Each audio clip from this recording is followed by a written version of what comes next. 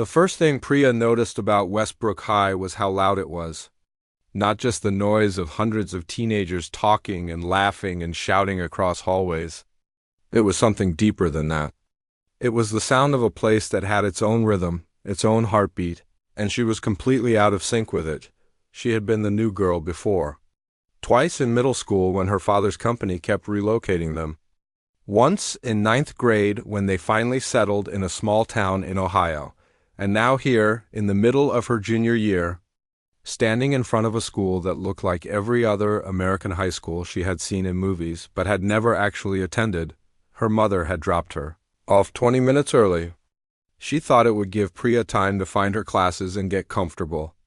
What it actually gave her was 20 minutes of wandering through empty hallways. Feeling like a ghost that nobody could see, the office had given her a schedule, a locker number, and a map that made no sense.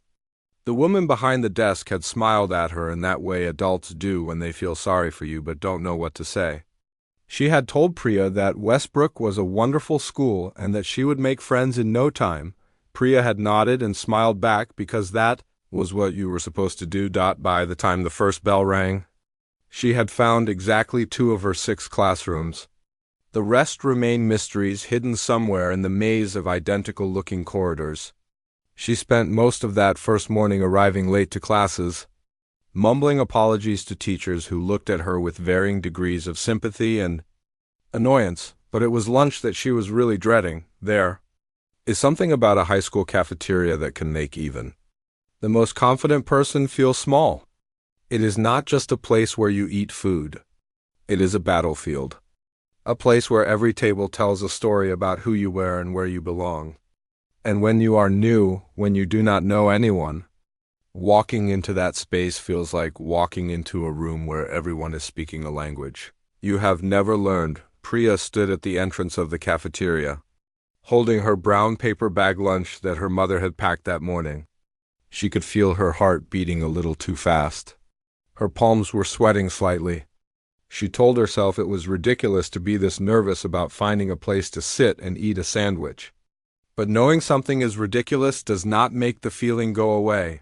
She scanned the room slowly, trying to understand its geography. Near the windows at the back, there was a table full of girls who all seemed to be wearing the same shade of pink.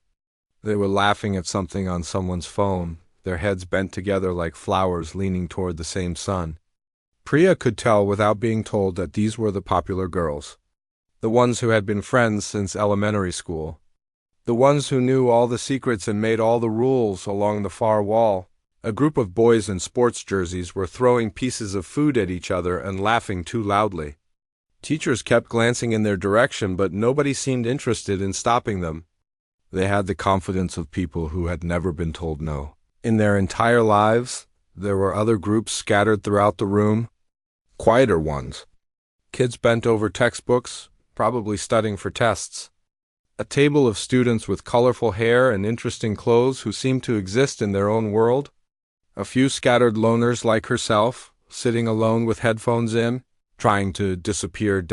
And then there was the table in the center of the room. It was not the biggest table. It was not in the best location. But something about it drew Priya's attention. Maybe it was the way it sat right in the middle of everything, like the center of a wheel with all the other tables as spokes around it. Maybe it was the way the light from the overhead fixtures seemed to fall directly on it. Or maybe it was simply that it was the only table in the entire cafeteria that was completely empty. Priya made her decision without thinking too much about it. Overthinking had never helped her in situations like this.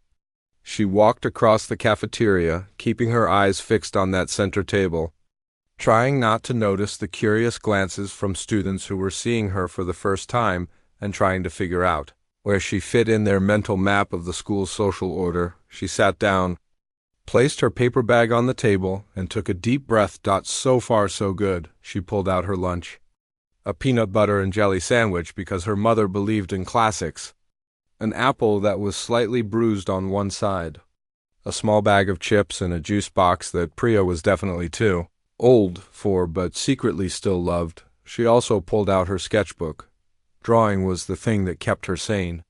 It had been that way since she was a little girl. sitting in her grandmother's kitchen in India, sketching the birds that would land on the windowsill. When everything else in her life felt chaotic and uncertain, when she was always the new girl in a new place with new people, her sketchbook was the one constant. The one thing that was truly hers. She flipped to a fresh page and looked around for something to draw. Through the cafeteria windows, she could see an old oak tree standing in the courtyard. Its branches were bare because it was late fall, but there was something beautiful about the way they reached toward the gray sky. Like fingers trying to touch something just out of reach, she started sketching, her pencil moving across the paper in quick, confident strokes. The noise of the cafeteria faded into the background. The nervous energy that had been buzzing through her body all morning began to quiet down. This was her safe space.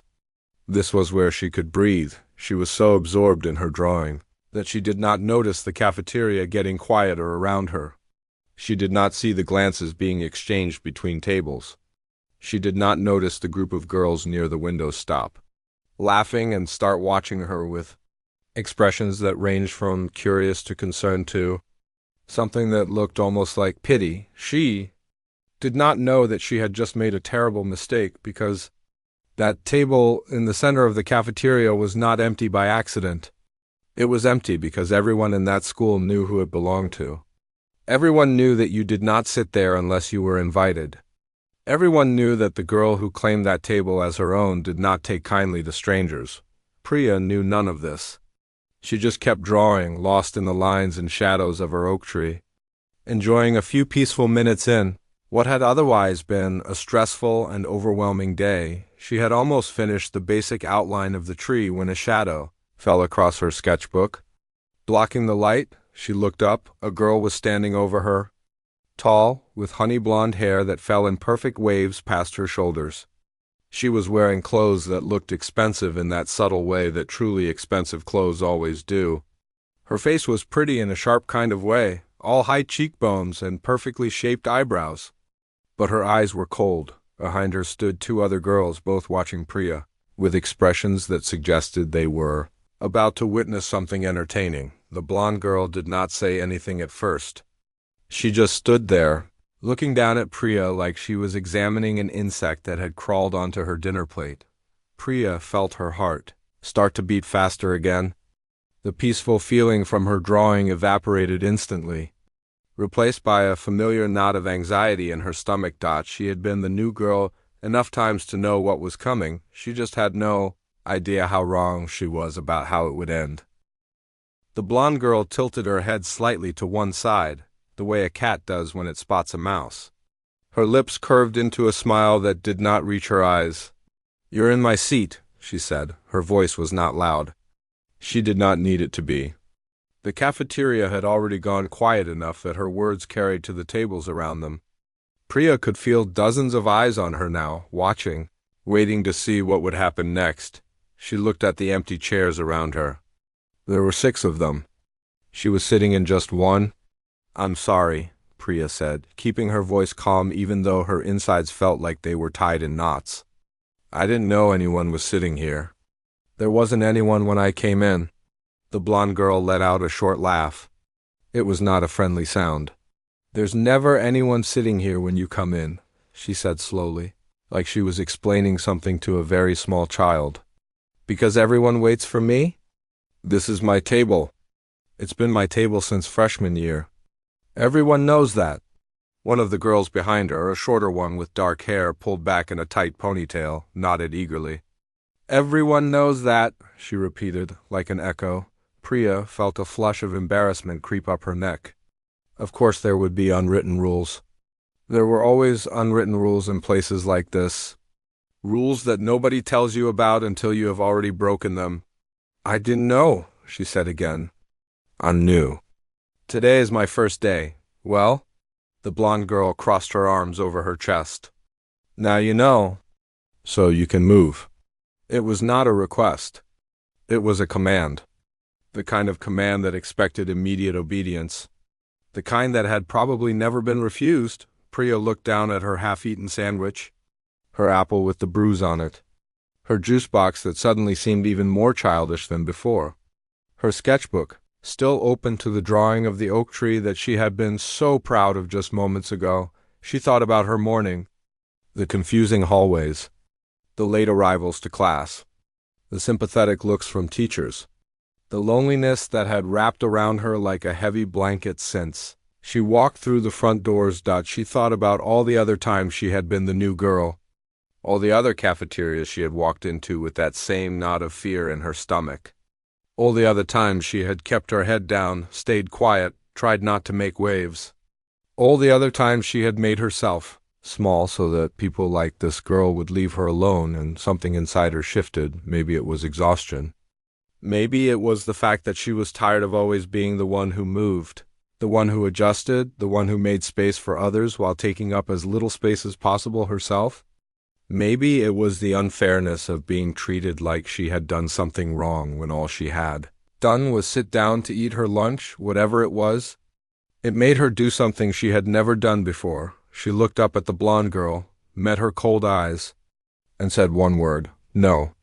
The silence that followed was so complete that Priya could hear the hum of the fluorescent lights overhead. She could hear someone at a distant table accidentally drop a fork. She could hear her own heartbeat pounding in her ears. The blonde girl's perfectly shaped eyebrows rose slightly. Her smile disappeared. "Excuse me?" I said no.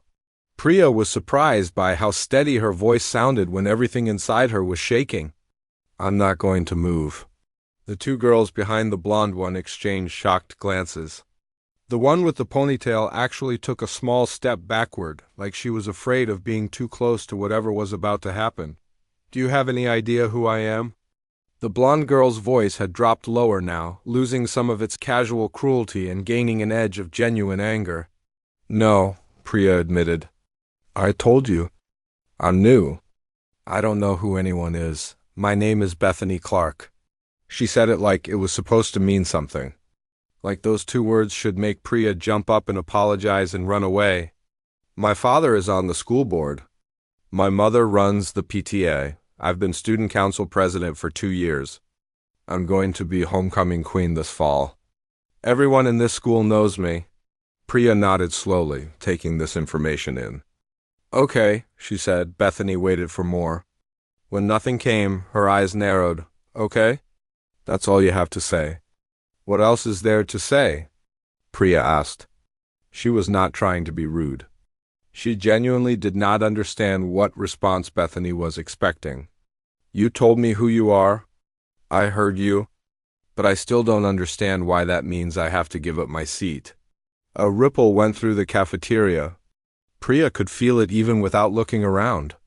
Whispers starting at the edges of the room, spreading from table to table like waves in a pond after a stone has been thrown in. Bethany took a step closer to the table. Her hands were no longer crossed over her chest. They were clenched into fists at her sides. "Listen to me very carefully," she said, her voice barely above a whisper now, but somehow more threatening for it. "You don't want to make an enemy of me on your first day. Trust me. I can make your life here very, very difficult." Priya believed her.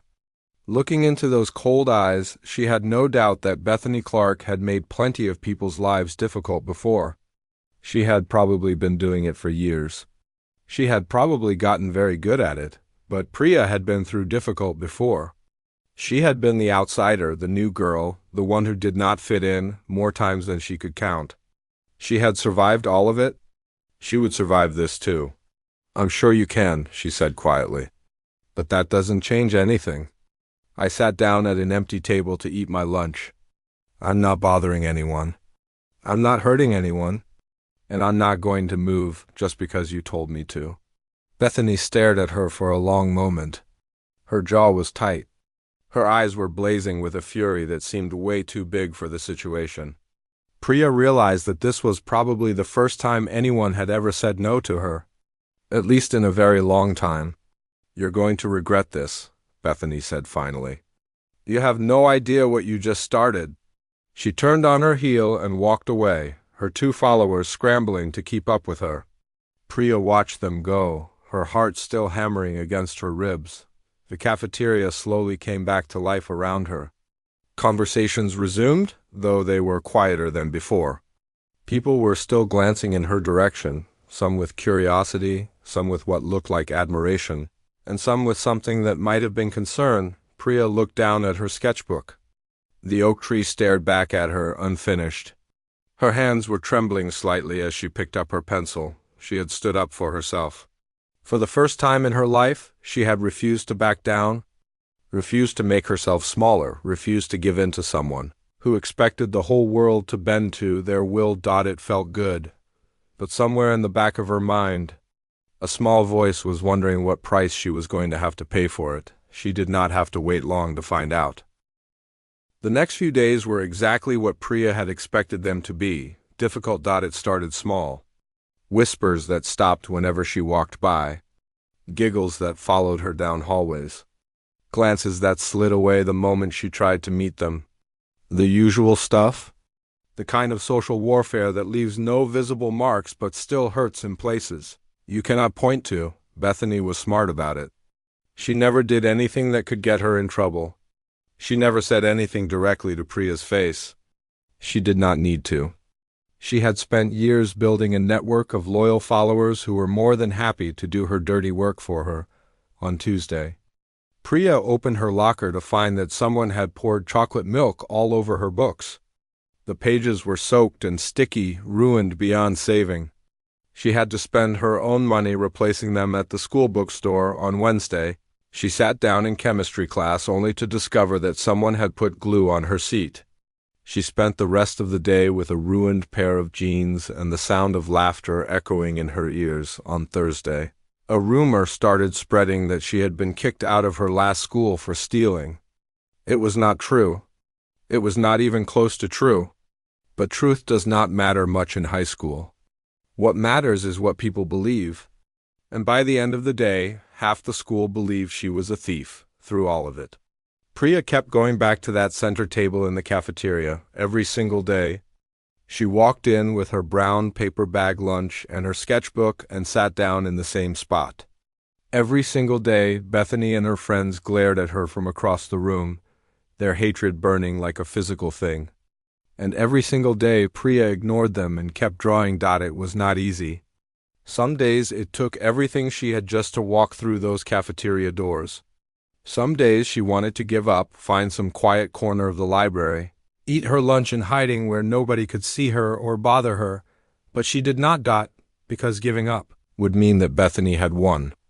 It would mean that all you had to do to get your way was be cruel enough, persistent enough, mean enough. And Priya refused to let that be the lesson. For herself or for anyone else who might be watching. By Friday, something strange started happening. Priya was sitting at her usual spot, working on a new drawing. This one was of her grandmother's house in India, the one with the blue shutters and the jasmine growing up the walls. She was so focused on getting the details of the flowers right that she almost did not notice when someone sat down across from her. She looked up, startled. It was a boy she did not recognize. Skinny, with messy brown hair and glasses that were slightly too big for his face. He was holding a lunch tray and looking at her with an expression that was somewhere between nervous and determined. "Is it okay if I sit here?" he asked. Priya blinked at him. In 5 days, not a single person had voluntarily sat near her. Not a single person had even spoken to her except to say something mean. Sure, she said. But you should probably know that sitting here isn't exactly ... popular right now. The boy shrugged. Yeah, I know. I don't really care about that stuff. He set his tray down and stuck out his hand. I'm Kevin. I'm in your English class. I sit in the back, so you probably haven't noticed me. Priya shook his hand, still a little stunned. I'm Priya. I know, Kevin said. Everyone knows who you are now. You're the girl who told Bethany Clark no. He grinned suddenly, and it transformed his whole face. That was the coolest thing I've ever seen, by the way. I've been wanting to do that for 3 years. Before Priya could respond, another person appeared at the table. A girl this time, with short curly hair dyed a deep shade of purple and earrings shaped like tiny planets. Room for one more? She asked. Without waiting for an answer, she sat down next to Kevin. I'm Lucia. And before you ask, yes, I also know about the Bethany thing. And yes, I also think it was amazing. That girl has been terrorizing this school since middle school, and nobody has ever stood up to her. Priya did not know what to say. A week ago, she had been completely alone. And now, suddenly, there were people actually seeking her out, choosing to sit with her despite the social cost. Why now? She asked. I've been sitting here alone all week. Kevin and Lucia exchanged a look. Honestly, we were scared, Kevin admitted. We wanted to come over sooner, but we kept chickening out. It's not easy, going against someone like Bethany. She can make your life really miserable. But then we realized something, Lucia added. You've been taking all the heat by yourself all week. And you're still here. You're still sitting at this table every single day like nothing happened. If you can be that brave, the least we can do is sit with you. Priya felt something warm spread through her chest. It was such a small thing, really. Just two people sitting down to eat lunch with her. But after the week she had, it felt like everything. Thank you, she said quietly. Lucia waved her hand dismissively. Don't thank us yet. Bethany is going to lose her mind when she sees this. We might all regret it by the end of the day. She was not wrong. Across the cafeteria, Priya could see Bethany watching them. Her face had gone pale. Her hands were gripping the edge of her table so hard that her knuckles had turned white. She looked like someone who had just watched the foundations of her kingdom start to crack. One of her followers leaned over and whispered something in her ear.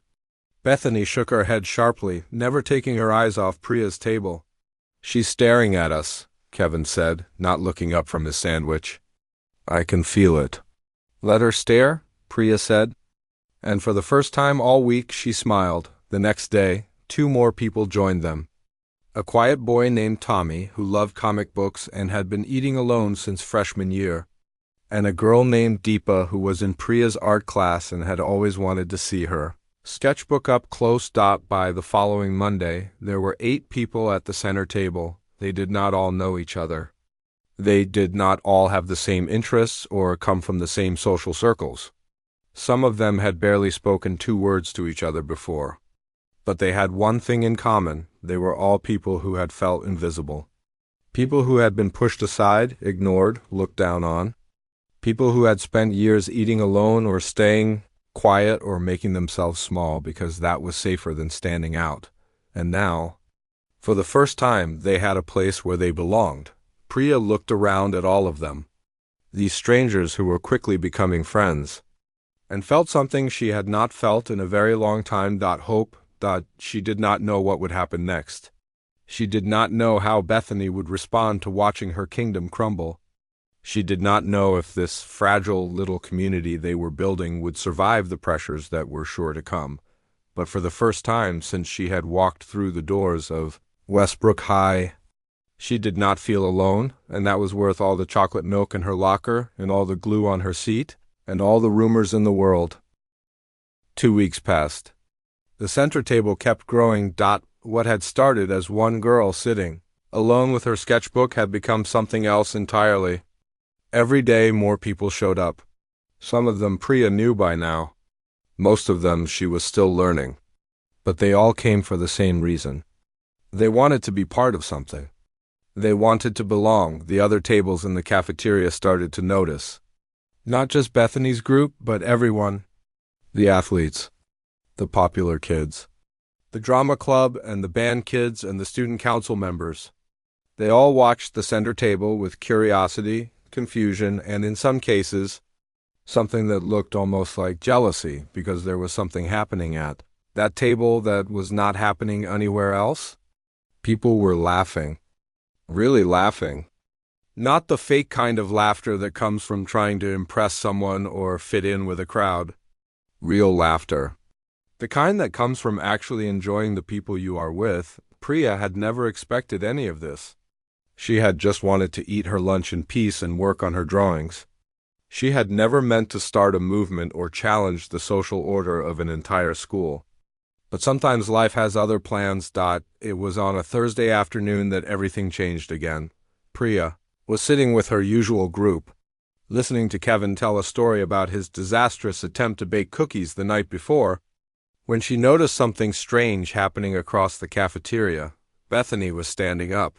She was walking toward them, not with her usual group of followers behind her. Not with that cold, cruel expression she usually wore. She was alone. And she looked different, smaller somehow. Less certain. The conversation at the center table died down as everyone noticed her approaching. Kevin stopped mid-sentence. Lucia sat up straighter, her eyes narrowing with suspicion. Tommy looked like he wanted to crawl under the table and hide. Priya just watched and waited. Bethany stopped a few feet away from the table. She stood there for a moment, not saying anything, just looking at all of them. Her hands were clasped in front of her, fingers twisting together nervously. It was such a human gesture, so different from the confident, controlled Bethany that Priya had seen on her first day. "Can I talk to you?" Bethany asked. Her voice was quiet, almost hesitant. "Just you alone." Priya felt her friends tense up around her. Lucia shook her head slightly, a warning in her eyes. Kevin leaned closer and whispered, "Don't do it.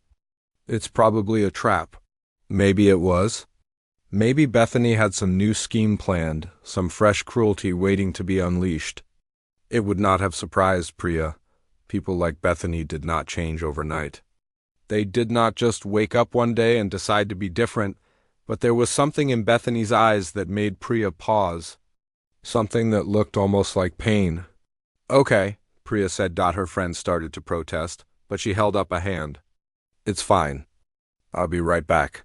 She stood up and followed Bethany away from the table, across the cafeteria, and out through a side door that led to a small courtyard. The same courtyard where the old oak tree stood. The one Priya had been drawing on her first day. They stood there in silence for a moment. The autumn air was cool and crisp. Dead leaves scattered across the ground, crunching softly underfoot. Through the windows, Priya could see the cafeteria watching them. Dozens of faces pressed against the glass, trying to figure out what was happening. "So," Priya said finally, "what did you want to talk about?" Bethany did not answer right away. She was staring at the oak tree, her arms wrapped around herself like she was cold. When she finally spoke, her voice was barely above a whisper. "I don't know how to do this," she said. "Do what?" "This," Bethany gestured vaguely at everything and nothing. "Apologize. Admit I was wrong. I don't—" She trailed off, shaking her head in frustration. Priya stayed quiet. She had learned a long time ago that sometimes the best thing you could do was just let people talk. Give them space to find their words. "My mom always told me that you have to be strong," Bethany continued after a long pause. "She said that the world will walk all over you if you let it. She said that you have to take control before someone else takes it from you. So that's what I did. I took control. I made sure that nobody could ever look down on me or push me around or make me feel small." She laughed bitterly. "And look where it got me. Everyone's afraid of me, but nobody actually likes me. Not really. Even the girls who follow me around all the time, they're not my friends. They're just scared of what will happen if they're not." Priya thought about the two girls who had stood behind Bethany that first day. The way they had echoed her words, nodded at everything she said, scrambled to keep up when she walked away. She had assumed they were loyal followers. But maybe they had just been prisoners, same as everyone else. "Why are you telling me this?" Priya asked. Bethany finally looked at her. Her eyes were shiny, like she was fighting back tears. "Because you did something I've never been able to do. You stood up. Not with cruelty or manipulation or power games. You just said no. And then you kept showing up. Every single day, no matter what I threw at you.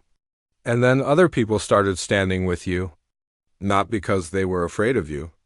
Because they wanted to." She took a shaky breath. "I've been watching your table. All those people laughing and talking and actually being themselves.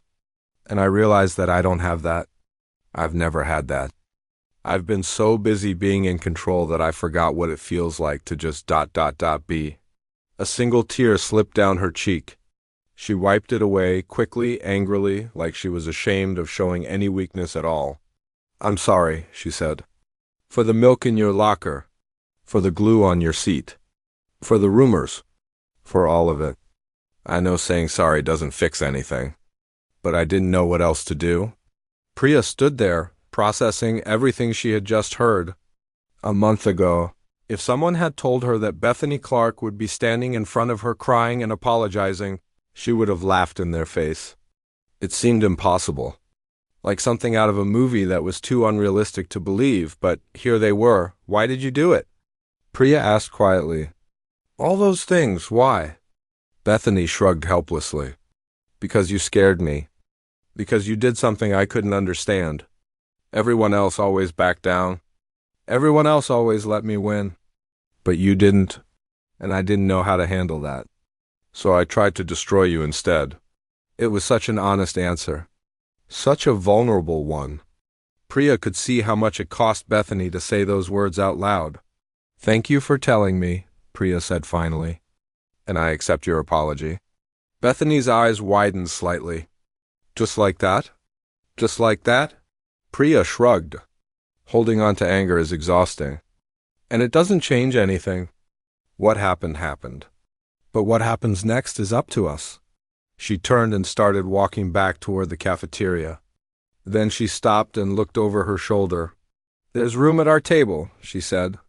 If you wanted to sit with us? Bethany stared at her like she had just spoken in a foreign language. You're serious?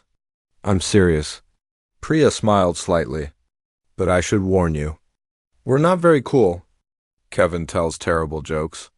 Lucia talks about astrology way too much. And Tommy will definitely try to get you to read his favorite comic books.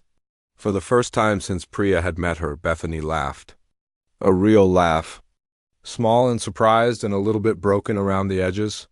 But real, that sounds nice, she said quietly. That sounds really nice. And together they walked back into the cafeteria. When Priya walked back into the cafeteria with Bethany beside her, the room went completely silent. It was the kind of silence that felt heavy, like the air before a thunderstorm. Every single person in that room stopped what they were doing and stared. Priya could feel the weight of all those eyes. She could see the confusion on their faces. The girl who had been bullied walking side by side with the girl who had bullied her. It did not make sense. It was not supposed to happen this way. She kept walking anyway, when they reached the center table. Her friends looked up with expressions ranging from shock to suspicion to outright alarm. Lucia's mouth had fallen open. Kevin was frozen with a chip halfway to his lips. Tommy looked like he might faint. Everyone, Priya said calmly. Bethany is going to sit with us today. Nobody moved. Nobody spoke. The tension was so thick you could almost touch it. It was Deepa who broke the silence first. She looked at Bethany for a long moment, her dark eyes thoughtful and measuring. Then she scooted over on the bench and patted the empty space beside her. There's room here, she said simply. Bethany hesitated. Priya could see how hard this was for her. Walking into a group of people she had spent years tormenting, hoping they would accept her, knowing she did not deserve it. It took a different kind of courage than the kind Priya had shown on her first day. A quieter kind. But courage all the same. She sat down. For a few awkward minutes, nobody knew what to say. Bethany stared at her hands. The others exchanged uncertain glances. The rest of the cafeteria kept watching, whispering, trying to figure out what was happening. Then Kevin cleared his throat. So, he said, looking at Bethany with a perfectly straight face, have you ever tried to bake cookies and accidentally set off every smoke detector in your house? Bethany blinked at him, caught completely off guard. What? Because I did that last week? 3 fire trucks showed up. My mom almost killed me. It was a whole thing. Lucia snorted. That's nothing. Last month I tried to dye my hair purple at home and it turned green. I looked like a swamp creature for 2 weeks. I once walked into a glass door so hard that I knocked myself out, Tommy added quietly. At the mall. In front of like 100 people. One by one, everyone at the table started sharing their most embarrassing moments. Their failures. Their disasters.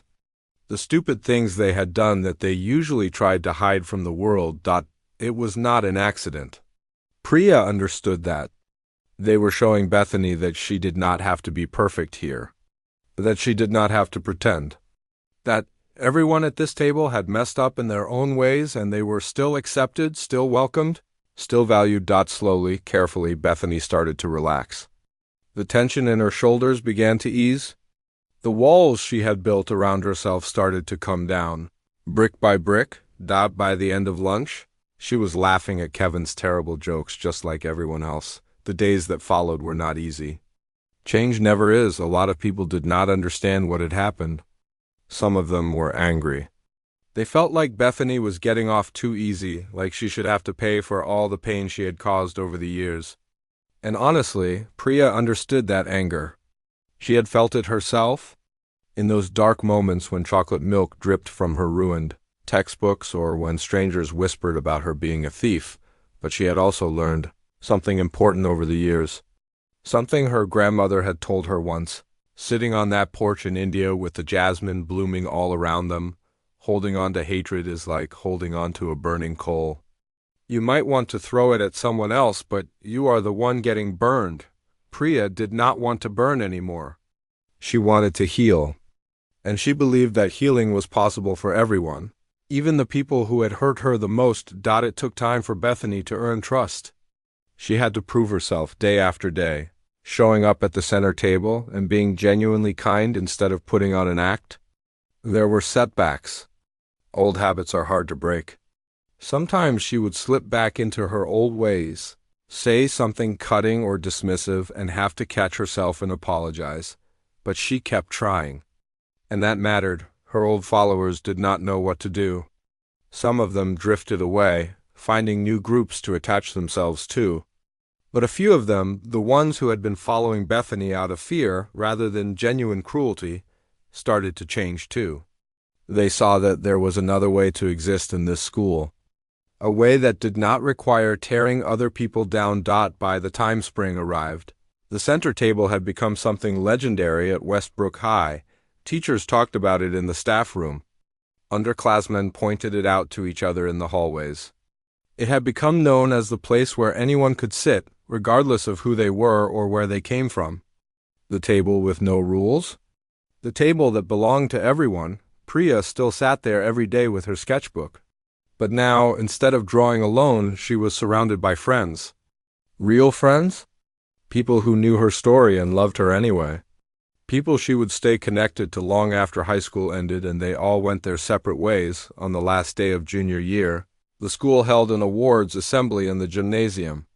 Priya was not expecting anything. She had kept her head down all year, focused on her art and her friends, and just getting through each day. So when the principal called her name for the school's community award, she almost did not get up. Kevin had to nudge her. "That's you," he whispered. "Go." She walked up to the stage in a daze, accepting the small trophy and standing behind the microphone that the principal had gestured toward. The whole school was watching her. Hundreds of faces, some familiar, some not, all waiting to hear what she would say. She had not prepared anything. She had not known this was coming. So she just spoke from the heart. "I moved to this school in the middle of the year," she began, her voice a little shaky at first. "I didn't know anyone. I didn't understand the rules. I just sat down at an empty table to eat my lunch and draw in my sketchbook. I never meant to start anything." She paused, looking out at the crowd. She could see her friends from the center table, all sitting together, smiling up at her. She could see Bethany among them, looking proud and a little teary-eyed. "But I learned something this year. I learned that sometimes the bravest thing you can do is just show up. Keep showing up. Even when it's hard. Even when people try to push you down. Because eventually other people start showing up too. And before you know it, you're not alone anymore." She held up the trophy. "This isn't really for me. It's for everyone who sat at that table. Everyone who chose kindness over cruelty. Everyone who decided that they were tired of being afraid. You all taught me that one person can make a difference. But a group of people who believe in each other, they can change everything." The applause that followed was the loudest thing Priya had ever heard. After the assembly, As everyone was flooding out of the gymnasium and heading toward summer vacation, Bethany found Priya in the hallway. "That was a beautiful speech," she said. Priya smiled. "Thanks, I meant every word." Bethany was quiet for a moment. Then she said something that Priya would never forget. "You know what the craziest part is? That first day, when I walked up to your table and told you to move, I was so sure I was the powerful one. I thought power meant making people afraid of you. But I was wrong." She looked at Priya with something like wonder in her eyes. "Real power is what you did. Standing your ground without being cruel. Offering kindness when you had every right to be angry. That takes more strength than anything I ever did." Priya did not know what to say to that. So she just stepped forward and hugged Bethany. A real hug. The kind that says everything words cannot. When they pulled apart, they were both smiling. "Same table next year?" Bethany asked. Priya laughed. "Same table. Every year. For as long as we're here." And that is exactly what they did.